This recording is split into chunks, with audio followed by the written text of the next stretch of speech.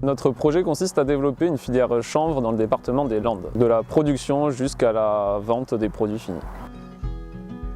En 2023, les agriculteurs ont semé 25 hectares de chanvre. On a mobilisé environ une quinzaine d'agriculteurs autour de ce projet.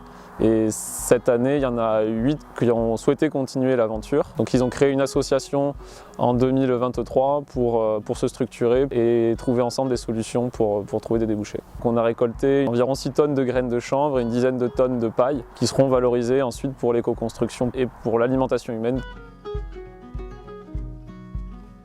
Le chanvre est une plante qui n'a pas besoin d'engrais de synthèse.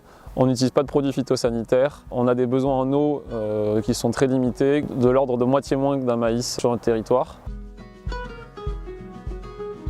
La problématique principale, c'est qu'on a un manque de visibilité sur les débouchés. On a des produits, mais aujourd'hui, personne ne consomme du chanvre. C'est tout ce qu'on essaye de faire comme travail de pédagogie, de sensibilisation, de faire connaître les produits, donc l'huile de chanvre, la graine de chanvre, la farine protéinée et la purée. Ce même travail est à faire dans le bâtiment, puisque dans le bâtiment, il y a très peu de constructions qui se font en chanvre. Et tout l'objectif, c'est de sensibiliser les artisans, les donneurs d'ordre à l'utilisation du chanvre dans l'éco-construction. Après, c'est de motiver des agriculteurs dans ce genre de pratique, où en fait, ils ont beaucoup de risques à prendre en termes de financiers puisqu'ils n'ont pas d'acheteurs qui leur permet d'avoir une visibilité sur les marchés à plus ou moins long terme.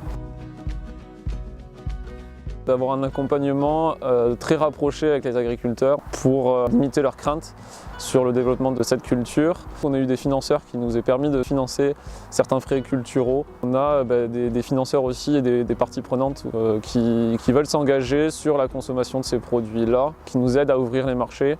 Puis on a vraiment l'impression que tout va vers cette consommation de produits, donc c'est ça qui est aussi un peu rassurant. On est très ambitieux là-dessus, on souhaite vraiment déjà trouver des débouchés pour nos 6 tonnes de graines de chanvre et pour nos tonnes de chènevottes pour le bâtiment.